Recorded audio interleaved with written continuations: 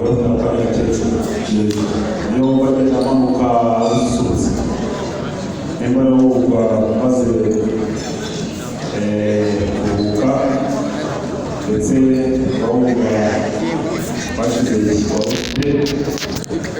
mu gitaramo cyacu turimo tubaha ikaze kandi twasobanura umwanya wisanzuye uyu ni umuryango mugari wa Nyakasiside yakoze cyane twabatuye umuryango nk'umuryango wa hamwe muzi ko nta bintu twari tutabatuye nta byiza twagiye iwacu turi kumwe namwe kandi byose turabisangira uyu mwanya rero wari mu gitaramo cyacu kugira ngo twifatanye dutaramane gahunda n'ubutaha gahunda no kwishimira umwaka dushoje turi gusoza muri 2023 ubundi tugapanga na gahunda n'igenamigambi y'umwaka twenda kwinjira wa 2024 gahunda ni uburyo tugatarama tugasangira ubwira bugari urakoze cyane nawe rero ubwiriza niyo gahunda kandi ufate n'umwanya tuganiriza n'isanzu urakoze cyane muzeye mwiza Fideli ndagira ngo munyemerere abo twahagurukanye turi kumwe tuzi ibiganza dushimire umuryango utwakiriye wa Nyakasiside.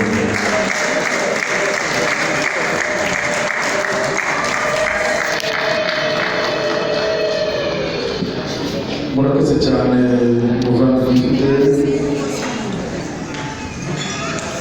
tubashimiye urugunga tubashimiye urugwiro mwatwakiranye kuva ku bikingi by'amarembo kugera tugeze mu mbuga ngari y'umuryango mukaduha ibyicaro bidukwiriye mukadutsirikira inyota tukagubwa neza turabibashimiye Imana ibahe umubyeyi mwiza tubagendereye duturutse mu karere ka Nyamasheke mu murenge wa Bushekeri mu kagari Nyarusange umudugudu wa Gatoki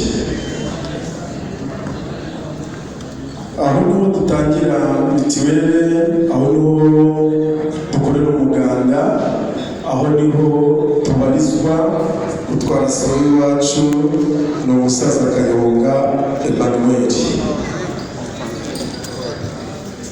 mubyeyi mwiza umusaza Kayonga Emmanuel Imana yamuhaye umugisha imuha umugisha ku bihingwa ngandurarugo n'ubudagaduro n'ubukungu imuha umugisha muvuga n'ubumenyi bw'ubutumwa aratubwira ati ubwo muzaba muhagurutse mugiye mu butumire bw'umusaza Ndayambaje Sikisiberi hari uko mujya gusohoka mu gitaramo kuko nta gitaramo bagira ngo badutumire atubwira ati muzagenda mwikwije kandi museruke neza agaha muri ubuvure kiravugira ngo nsabe wa muhereza wanjye yegere hino maze namwe mwigombe imfura nziza nza ngasanga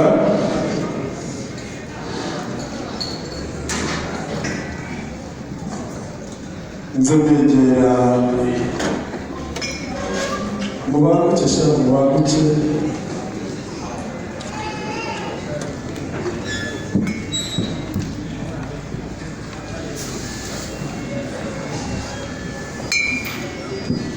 umubyeyi mwiza Fideli nk'uko nayo babwiye Imana yatanze umugisha kandi tuza mu gitaramo tubagendereye nk'uko bisanzwe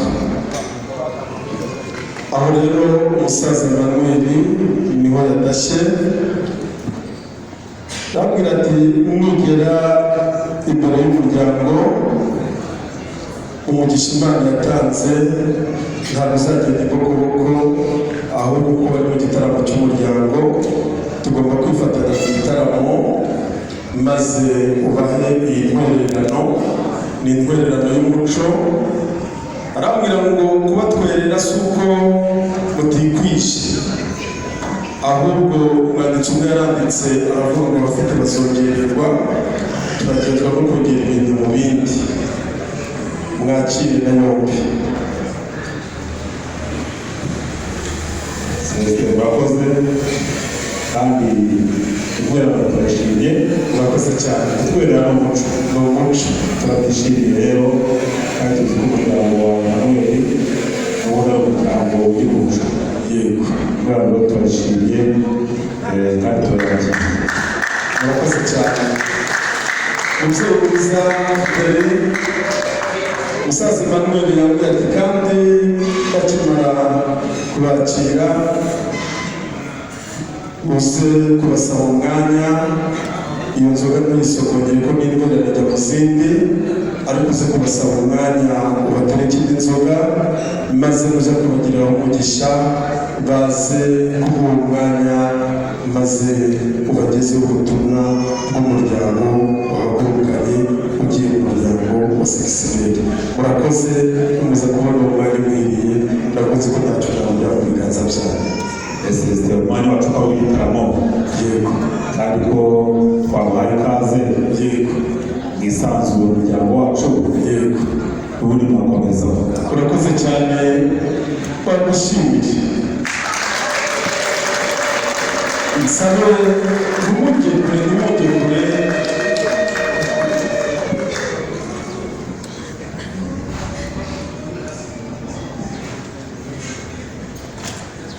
Reka rero ko bamugane yanze ko umuryango wa Emmanuel ibyo babikora ntabwo twabikora kabisa. bagapfundikiye gatera amatsiko. Yego, yaramwereka ajya mu zindi koko. ni ukuri. ya yindi yo kuri Bwabuki bo muri Nyungwe hafi ya Nyamasheke. Yego, ndayizi uko imeze, ntabwo yindi banza arimo n'akazi. rwose bimeze neza. Twashimye cyane. Murakoze cyane. ubona ko umuryango wacu tubizera, iyo baza twakira rwose duherera tutananiye ko tuba twizeye ko biturutse kwa Emmanuel byose biba bimeze neza. Emmanuel agira ibintu byiza cyane rwose. umubyeyi mwiza mbere rero ngira ngo batube iyi nzoga, maze nimuza kunyemerera basabe nimuza kwikiza urukoma byo twasogongera, maze tugakomeza tugatarama. Yego, igitaramo rwose umuhungu wacu Shema yatubwira hino hano. Yego, tugomba kuyisoma tumusutse igitaramo. gahora ishema mu gitabo. ubona ko umuryango wa Emmanuel Yego, uyu munsi wafashe gasabo ubwatsi twajya tuba tugaruka tuzajya twererana gusa. yego. ariko ntumaze n'inzoga y'igitaramo. Azana inzoga y'igitaramo kuko ni muri mu gitaramo cyiza cy'umuryango, kandi muri iki gitaramo njyarugamba habamo guhiga, kandi habamo no guhiga, tugazatarama bishimira n'ibyo bagezeho, n'igenamigambi naryo ry'umwaka naryo rikagenda neza. Yego, umuhungu wacu aramwizere urabona ko nayo yegetse. ndayirengetse. urukoma rwagurutse ruriyo Iyo ngiyo rukuza umubyeyi mwiza munyakirije. murakoze cyane. Yego,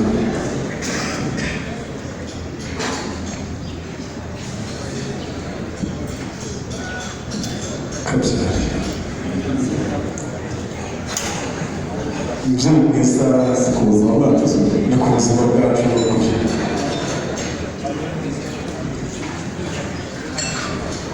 nari nanze gutanga ubuzima kandi uri wayizanye ukoreka amaherezo yo kwishyura kugira ngo wumve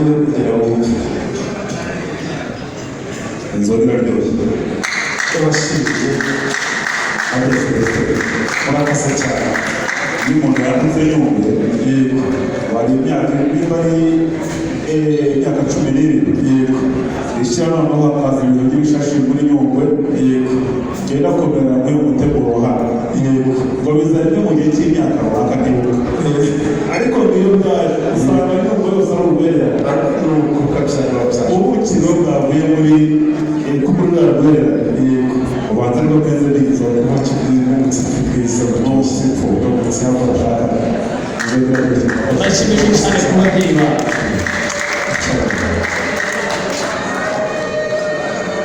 turabashimiye urakoze cyane ubundi umwanya wanyu yego nuko tutunganiriza murakoze cyane nzagenda mbanza amaso z'abaturage